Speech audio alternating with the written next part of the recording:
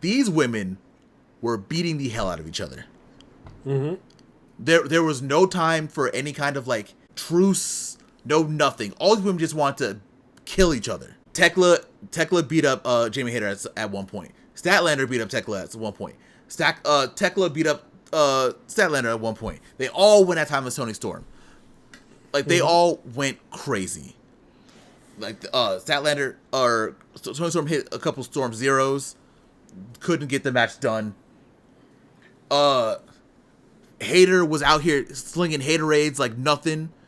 Tekla broke up those matches or broke up those pin attempts. It got crazy, and let me tell you, the way the match started is kind of the way the match ended.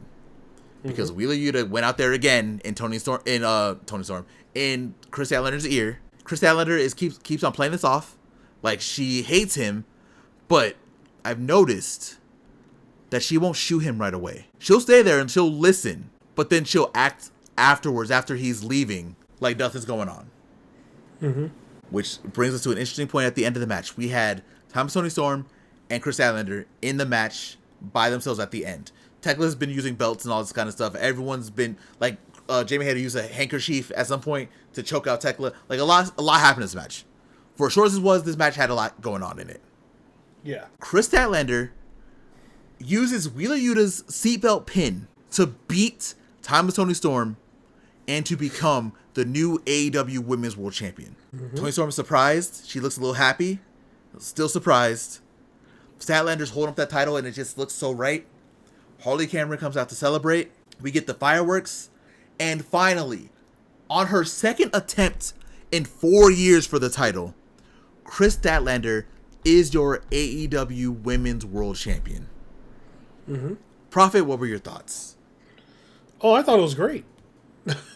Like, that surprise, the surprise of like, because everybody was like, oh, well, Toni Storm's gonna win again.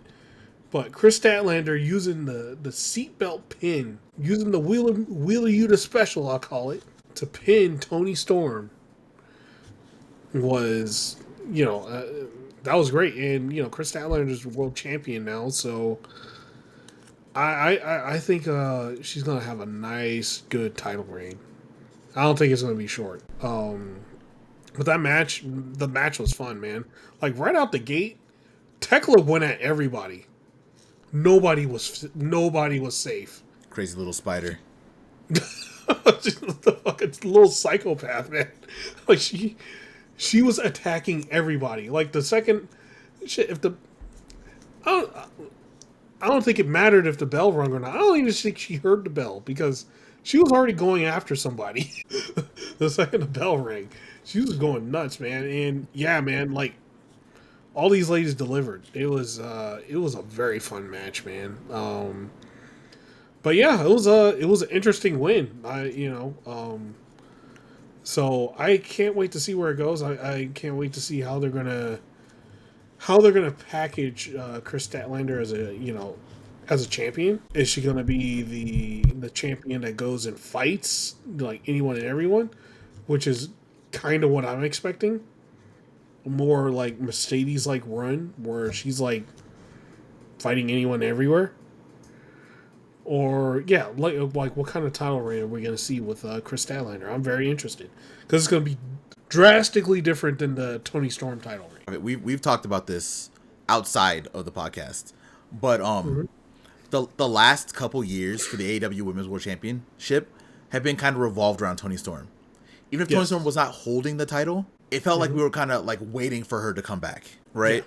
Like even when Mariah May was a great champion, but we all kind of knew that we were just kind of waiting for Toni Storm to come back to finish that story. Now we have an opportunity, and we have a very interesting story when it comes to Kris Statlander. Because like you said, we have no idea how she's going to be packaged as champion.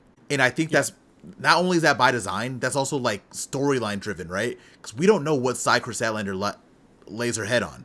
Because we know we can hear her saying it all the time. That the people should trust her and that she's not with the Death Riders and that she hates Wheeler Yuta, all this other stuff, right? But actions speak louder than words.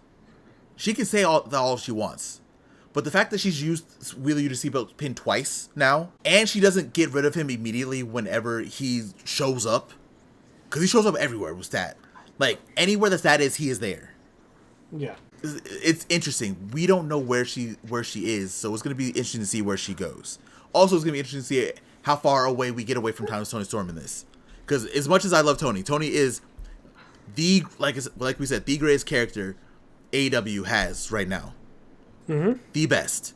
It will be nice to see what she does next without the championship, like in her orbit. So now that we've talked about this 4-way, Yes, goes to my other thing. If Tony Khan announces the women's tag team titles this week on Dynamite, I think that's where Toni Storm's going. She'll be out of the orbit of the world title, but she's going to go into the tag team division with like Alex Windsor and go for the tag titles. Yeah, I can see that. Or whoever. I don't know. Like Alex Windsor's the first one that came to mind, but shit, it could be Windsor, it could be Thunder Rosa, whoever, right? Or Mina. Like she has a few tag partners. Yeah, like whoever she chooses as a tag partner, they're gonna be in that division. So I feel like she's like literally the perfect person to start a new division and set up, right? Mm-hmm. So yeah, I think if that's what happens, that's where she's going. Or she can maybe go to the TBS title. I don't know. Because it's not like, let's be real now, the TBS title is not a step down or anything. It's a second world title. That's what it is now. So yeah, we shall see, man. Like, it's going to be very interesting to see where that goes. I'm guessing we're going to see Stat on Wednesday. Like, I'm pretty sure. So I'm guessing we're going to get very quick to see where she goes next. Yeah, they might do the rematch, but if the rematch is on like Collision or Dynamite, Toni Storm ain't winning at all, and this is just to bury the rest of it, right? Like Kris Statlander wins clean, and that's the end of it. And Toni Storm goes to whatever her next thing is. They just go their separate ways. I mean, we've seen. You brought that up last night too when we were talking last night, but it definitely is something that AEW does, right? Like they did it with Kris Statlander already with Jade. Mm-hmm. She beat Jade twice. Once in that once that Double or Nothing, that match after the match that Jade had, and then on I think Rampage, Collision, wherever it was, they had another match. I forget exactly what show it was on. Yeah, I think it was Collision. I think so, but they had that. We saw it with Hangman and Jon Moxley, right? Like they had the Texas Death match at All In, and a few weeks later in Chicago they had their world title match. So it's possible. Yep. But I agree with you. That should be once Toni Storm loses that's it. She goes somewhere else. Right. That's what happened to Jon Moxley, right? He lost. He's kind of like, all right, that's it. He's gone. He's Darby's the new target. That's where he's going, or And Toni Storm, it's like she loses that, or shit. Maybe if he announces those tag titles, maybe she just immediately just darts towards the tag titles. Who knows? It's true. Possible. It could be anything. Mm-hmm. So we'll see. We'll see.